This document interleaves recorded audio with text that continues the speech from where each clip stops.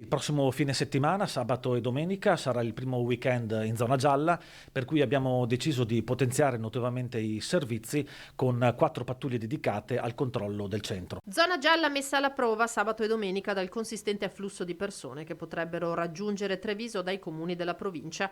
La polizia locale si sta attrezzando e non è escluso di poter rivedere chiusure e deviazioni del traffico pedonale per evitare assembramenti. Noi sappiamo che l'80% delle persone che frequentano il sabato e la domenica Treviso, questo lo sappiamo naturalmente attraverso i portali dei lettori targhe, provengono fuori dalla città.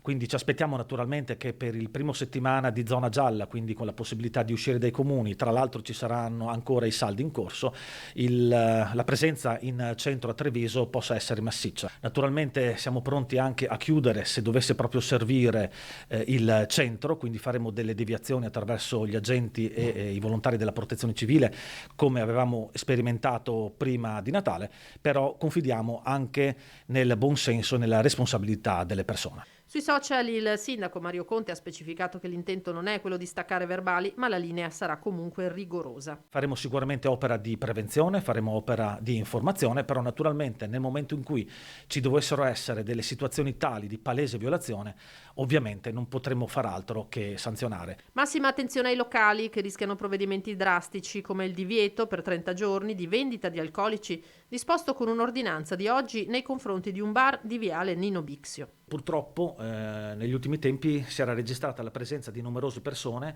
che non solo bevevano ma gettavano a terra rifiuti, tra cui una persona anche trovata in stato di ubriachezza.